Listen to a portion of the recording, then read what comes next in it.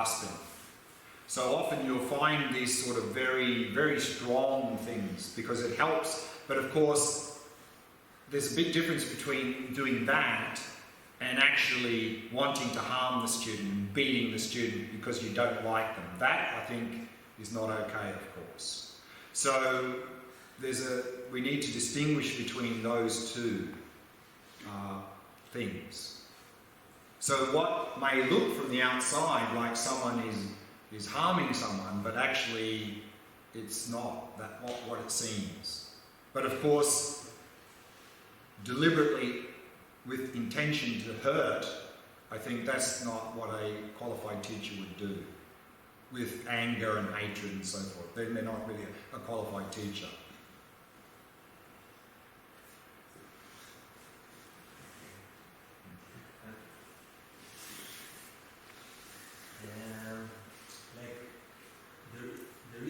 Because, I just want to add something to that, is because in Tantra, the thing is in Tantra, when you start to go to the higher levels, you have to really challenge yourself. You have to put yourself in situations, like they often have practices where you go to a cemetery in the middle of the night and confront your fears, because you need those extreme conditions at that level.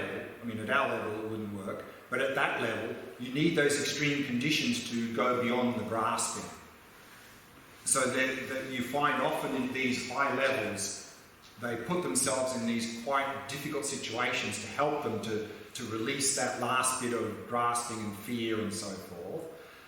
But unfortunately what happens is, because you see these sort of things in the texts and historically, then what unfortunately happens in the modern world, there are people who put themselves forward as highly qualified tantric teachers, and they say they're doing this when in fact all they're doing is they're exploiting their students, often sexually.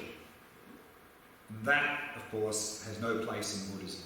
And that, unfortunately, and because people who don't really understand Tantra well and who go into it, they think that that's what's supposed to happen. And I see this a lot, and this is tragic. Tragic. And that happens, unfortunately, a lot in the modern world. But this is not Tantra. Glen was saying something about It's Tantra and Buddhism. In Bulgaria, like when we saw him in Bulgaria, so he was saying very, very specifically, if there's things that happen to you that are not according with the Dharma, then that's not this. And someone asked me again, like, what about Tantra? I said, in Tantra as well. Yeah, it's even more, like here, we have, we saw that in Theravada Mahayana, 3 core practices: ethics, concentration, wisdom. Ethics is the basis. So in Theravada, ethics means avoiding harmful behaviour. In the Mahayana, it gets more extensive. Here, it's not just avoiding harmful behaviour, but it's also the ethics of virtuous behaviour and the ethics of benefiting others. So it's much more difficult, the ethics here, than here. And in Vajrayana, it's even more difficult. Contrary to popular belief, where people think in Vajrayana you can do whatever you want, it's actually the exact opposite. To be able to practice Vajrayana ethics, for example, in Vajrayana, the level of ethics we are to hold is that if we give up love for one single sentient being, just one, that's a serious ethical downfall in Tantra. That's the level of ethics we need to hold to practice Tantra. So every level you go up, the ethics gets more and more difficult to maintain. We have to have more and more pure ethics to be able to support that level of practice. Otherwise, we're not doing Tantra. I think about the Tibetan people, Mahayana, Vajrayana, Mahamudra, Sutra, Tantra essence. Mm-hmm. What a good karma should come out of it, and in the end, the Chinese, like impermanent, like you can do what you do, but life is life. Mm-hmm. But yeah, sure. Who knows what will happen? Sure. But look, I mean, again, you know, and of course we can't control external conditions, and trying to control external conditions is not going to get rid of suffering. So it's all about training the mind, of course. But that doesn't mean, of course, if someone's around us behaving unethically, we just let them do that. I mean, we try and help them to be more ethical, of course. But in the end, you need to be lucky. Lucky. Look at the Tibetan people. Out of the country, out of the homeland. Well, okay, yeah, but there's, anyway, there's a lot to be said Yeah. about that, but we can leave it, we're running out of time. Before you mentioned that Shamatha is not Buddhist. Shamatha itself becomes Buddhist if we have refuge. Because Shamatha, I mean, Hindus practice Shamatha, other traditions practice Shamatha. Shamatha is just concentration. Concentration is not Buddhist. I mean, it's concentration within Buddhism is necessary, but it becomes a Buddhist practice if we have the refuge, the motivation. So it's the key is, what is our motivation for doing shamatha? That'll determine whether it's spiritual or not, or Buddhist or not. But it's the same practice. I mean, you can focus on the breath with a motivation of, if I do this practice and I increase my concentration, I'm going to be better and better at deceiving people and cheating people and making more money that way. That's a shamatha practice. But if I want bodhicitta, so that... Well, yeah, so if you have bodhicitta, your shamatha practice becomes a Mahayana practice. Yeah. I'm missing the place of the teacher in all this. You mentioned that it's good to get instruction from qualified teacher for the shamatha. Especially in the Lamrim, the first chapter and the first is devotion to the teacher. Relying on a teacher, yeah, so exactly. without this, it seems that something is lacking. Yeah. And especially in Tantra, but even in the Sure. I mean, of course, there are a lot of things we were just covering in this retreat these core practices, but of course, we briefly touched on precious human life and death, and of course, there's relying on a teacher, there's karma, there's all sorts of things that, of course, we can't pack everything into 10 days. But here it seems essential, because otherwise people can get to the idea that, okay, let's go do all this. It's difficult, but we manage somehow to start, but I can't... well, remember, this is year 4 of this program, and we've already done these things earlier.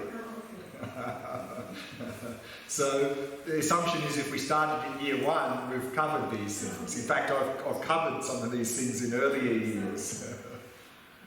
What is the relationship between the minds, like coarse mind and the subtle mind?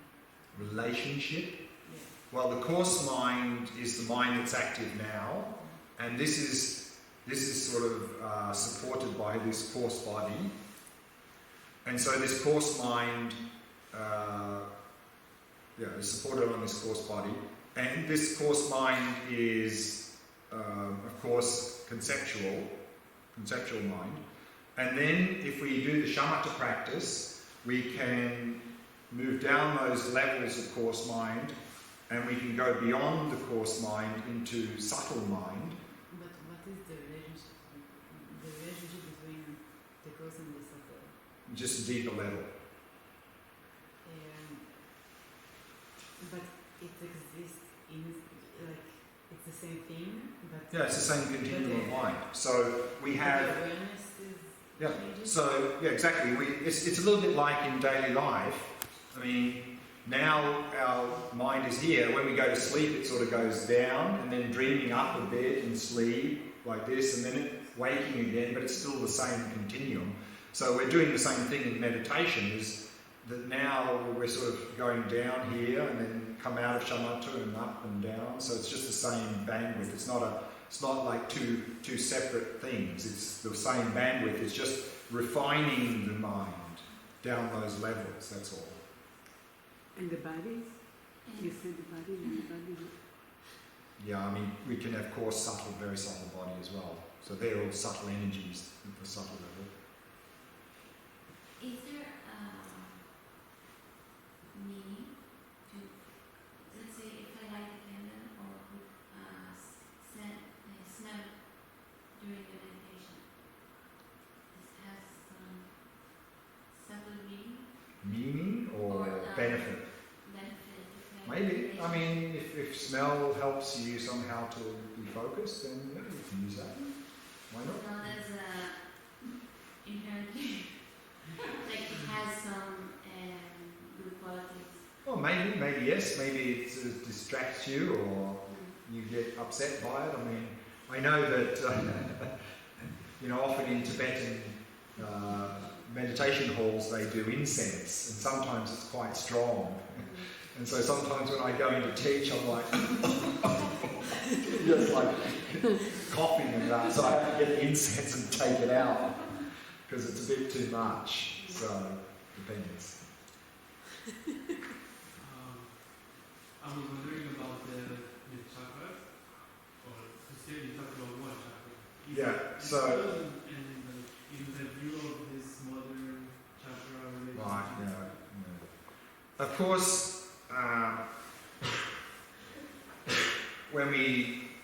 the whole subtle body chakra presentation you'll only find in Tantra, Vajrayana and Buddhism. Here in Mahayana Theravada there's no mention of subtle body and chakras and so forth, because we're working not at the very subtle level, or trying to gain access. But here in Tantra Vajrayana we have that. And there is descriptions of what's called the subtle body, and generally there's what's called a central channel, two side channels, and lots of channels going out from that. And then along the central channel is these chakras.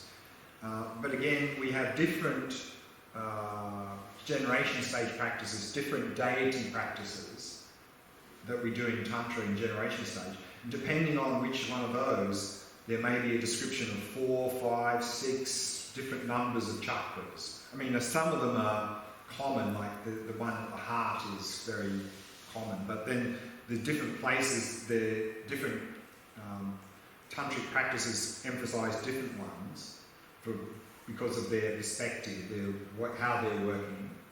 And also what we need to remember is that there's also this talk of subtle body and chakras outside of Buddhism, but we should not assume they're talking the same thing. They're not identical, in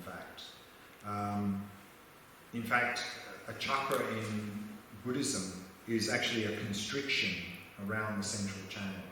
Constriction, what's another word for constriction? Knot. It's a knot around the central channel that stops energy flowing through the central channel. So we need to release those. But I think in other traditions that talk about chakras, that's not how they use chakras. They don't understand chakras in that way. So we shouldn't, just because they're using the same word, we shouldn't assume they're talking about the same thing. In fact, often they're not. So we need to be careful about that. Can I ask a question that's not related to yeah, I think we're just about ready to wrap up, so yeah, go ahead. I'm going back to how things exist. Mm-hmm. First off, could you share the physics quote, maybe? The physics. Physicists. Yeah. Physicists. Quote, the one that you read. Which quote? I read a number of them. Yeah, not a few of them. But most of them would. You want to, so you can get them? Yeah. Yeah, we can make that available. We can do it through the website or something. And in fact, I'm trying to gather all those and put them on my website as well. Great. So yeah, we'll make them available. Thank you. And my second question, and it relates to something you asked before about things. About? There are things that we're not aware of that exist. Is that true by Buddhists? Of course. So that nobody is aware of. Oh, nobody's aware of. That nobody is aware of. Well, for them to exist, at some point someone must have been aware of them, otherwise how can you talk about it? It relates to the question lady asked before that, for example, the subtle mind, I don't know about it, but it still affects me, right? And so he still has a function even though I'm not aware of it. Yeah. Well, again, the subtle mind is not something other than your mind now. It's not like you have this mind and then a subtle mind. I mean, it's the same mind. Yeah, but I mean, if, I don't know, if you're, mind experiment, if you're in another room and you have a ball and then you throw it to me and in the middle there's nobody that sees it, it will still hit me, like it will still, like even though in the middle of it nobody was aware of it or seeing it or experiencing or whatever, it still has a function. Right. So I'm just asking from a Buddhist point, if there's nobody watching, at the end it can still affect me, like after some time. So, Right, but when we say, and I can give you another article that you might find interesting to read, is we're not saying that for this cup to exist, I have to be labelling it in every second. That's not what we're saying. So it's not like if suddenly I stop labelling that this cup will disappear. This is not what we're talking about in terms of merely label. I'm asking, for example, about the tree that fell and the Right. So Yeah, but you after that, maybe I came there and saw it falling down. Therefore, it has fallen before, even though I wasn't aware. right, but I I'm think asking if that's your perception. yeah, but again, I think that I'll give you this article to read from this George Dreyfus about this exact point, and it's quite extensive, and I think you'll find it very interesting. Okay, just I'm trying to reconcile what I know about physics from the quotes. Yeah, I mean, he addresses this point very well, and sometimes this sort of question comes up in Buddhist teachings, and often the answer that Buddhist teachers give I find completely unsatisfactory. And I find that the way he explained it was very good. Do you hear the name or just the... It's an excerpt from one of his books, Okay. and I can give you the excerpt. Yeah. Okay. So let's leave it there. I think that's all I wanted to cover this evening. So, yeah, that's it. So let's go to the Shamatha meditation.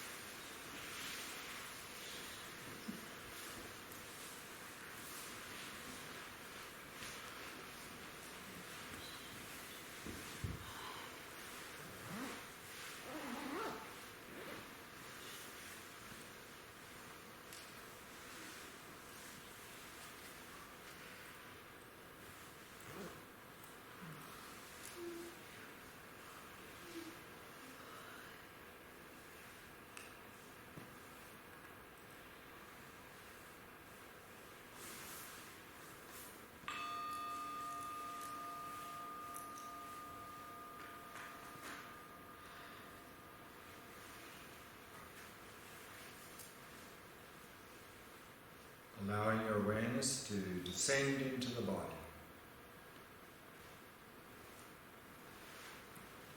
And simply becoming aware of sensations throughout the body.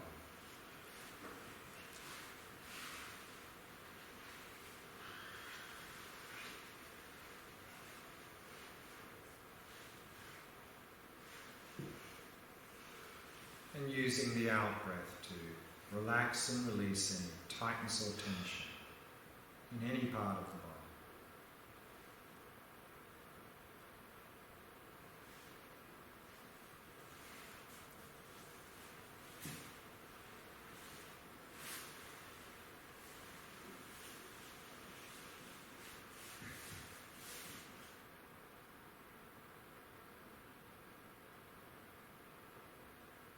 And softening and relaxing all the muscles in the face.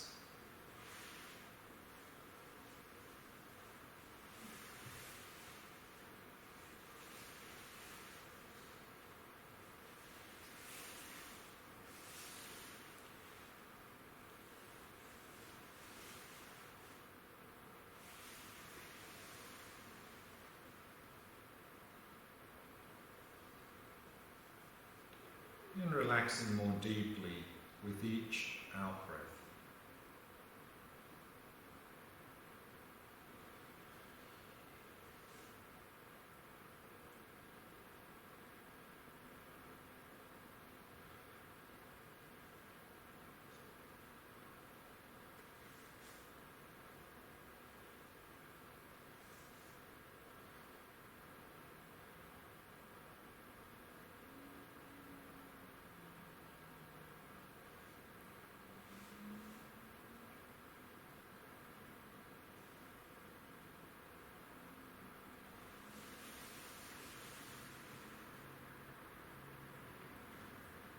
And with each out-breath, letting go of any thoughts that may have arisen, happily releasing them.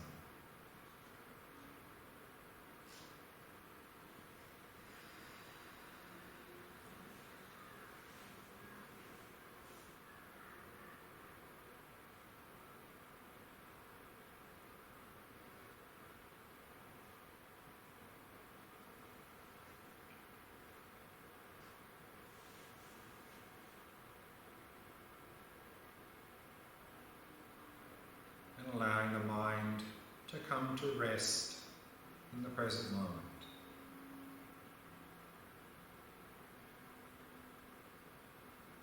And simply becoming aware of the sensations of the breath.